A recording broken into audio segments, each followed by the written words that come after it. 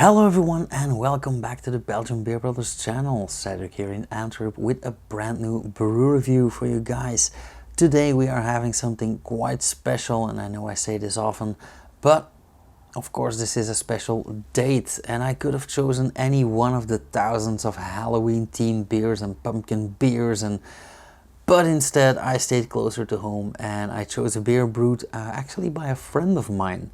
So not too far from here in Zandvliet in the north of Antwerp lives a man named Carl. And Carl, like many of us, found a passion in beer and brewing, and he founded the CyDraLe brewery, named after a combination of his astrological signs in different belief systems. But more on the brewery in a later video. He makes beautiful beers. I'm gonna talk about him way more.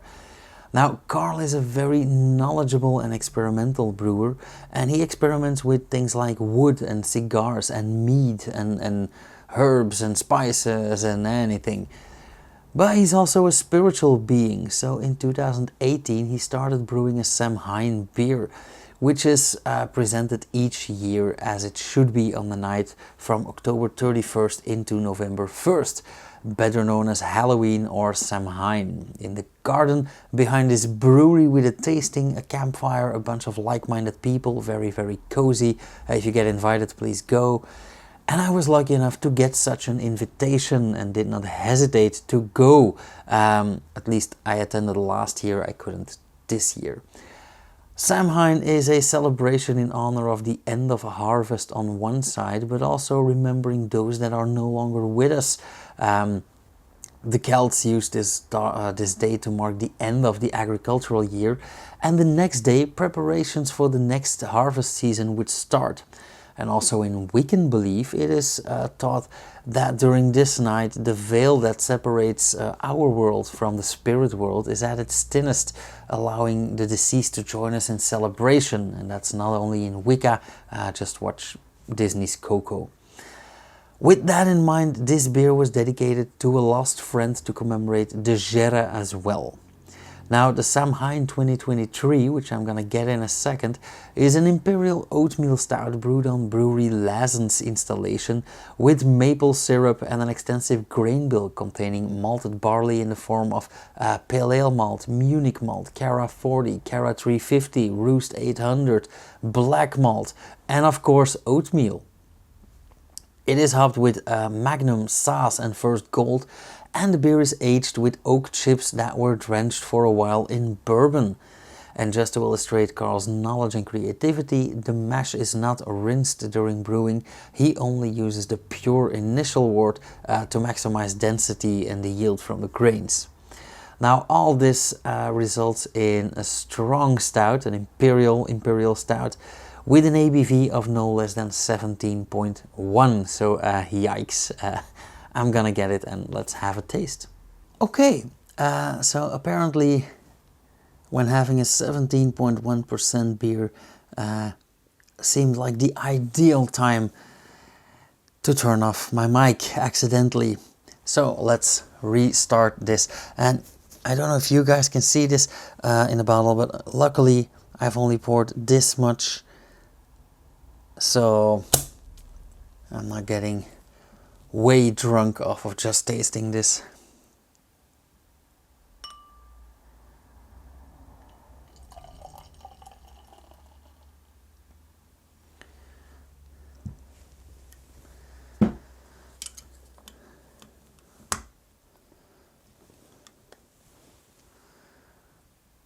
Now we might lose this cap in a minute, but first things first, look at that lovely thick head of foam. Some nice beige brown foam, very thin bubbles. This is almost like coffee and cream. It's almost like having a latte. Also, look at this color. I would call this pitch black because there is no light coming through whatsoever. However, in the bottom of the glass, where it's where the column is thinner, we see that it has a very deep dark red that we would expect from a beer like this, but even more red than otherwise. So absolutely beautiful color, very nice brewing there. Now going into the aroma.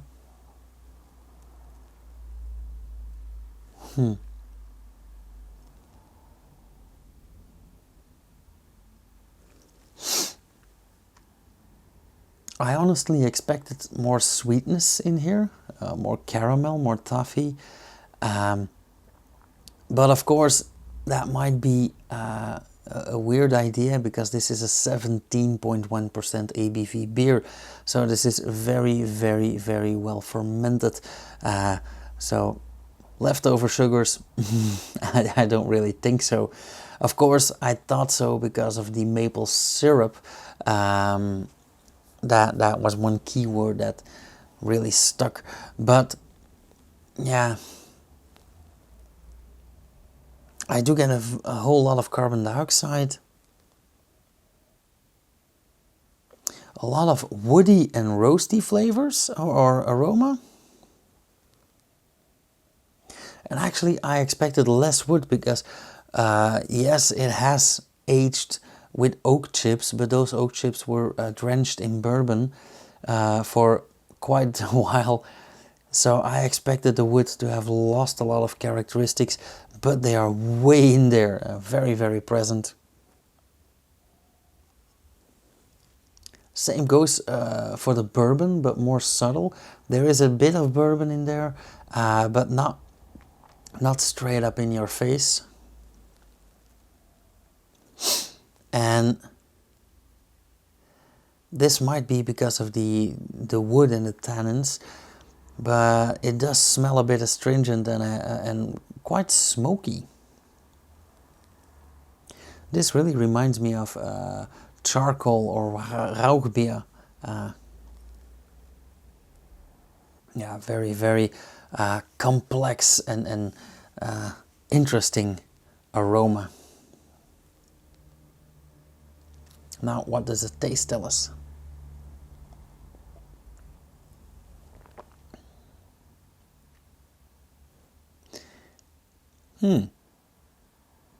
Well, also very complex.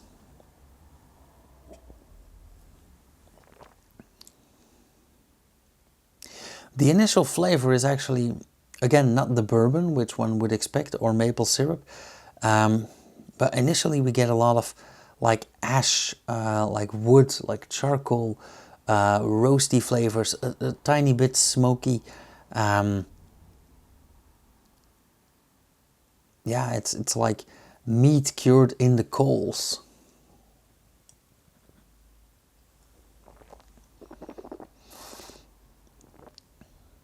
Also, the mouthfeel is like a very pleasant thickness, a very pleasant density, absolutely lovely.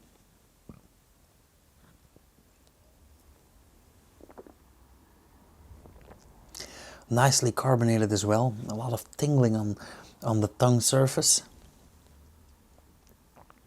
Slight acidity in the back of the tongue. Also very pleasant, very refreshing. Dangerous as well, because I just I just noticed that this really doesn't taste like 17%. If you would tell me this is a 12 or a 13, I would believe you. Again, quite odd. However, it is very warming in the throat or on the weak tissue in the back of the mouth. Also slightly herbal or yeah, herbaceous. So the flavor is at least as complex as the aroma. And of course, Carl spent about 5 years tweaking and testing this recipe. He's gonna bring out another one tonight, which unfortunately I can't taste yet. I'll have to wait until Martin, a friend of mine, brings me a bottle because I cannot attend. But however, it is again quite different. I believe he's gonna use whiskey this year instead of bourbon, and there are some other differences. But yeah, this is absolutely lovely, very, very nice. Also, one would expect a very overwhelming aftertaste. However, this aftertaste is more subtle, more demure, more calm, I would say. It is present, of course, but it's not all up in there. It's like from a regular Baltic porter or a stout or even a heavy double.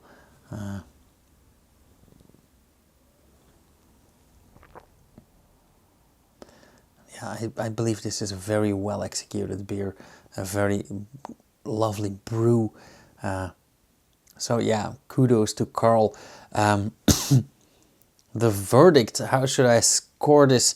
Actually, when reading the ingredients list or the recipe, and I thought there's so much going into this beer. I'm probably not gonna like it. But yeah, he just proved me wrong. I really do like it. I'm inclined to give this an easy 3.75. It is absolutely not my cup of tea. However, I should acknowledge that this is a beautifully brewed beer again. So yeah, 3.75. Absolutely. And I guess I will have to call up some friends now to share this bottle with, because 75 centiliters and 17%, nah, I won't make the weekend if I try that. So yeah, again, thank you guys so much for watching. If you like this video, hit the thumbs up, leave a comment down below. If you have any questions or remarks, I'll get back to you as soon as possible. If you want to see more, hit subscribe and the bell icon so you'll get notified whenever I upload something, which should be every Saturday and Sunday at 7, except for when I make some in-betweens like today. And yeah, I guess I'll make an in-between next week as well, because I have some announcements to make too. Until Saturday, cheers you guys. Enjoy your Halloween and have a happy Samhain.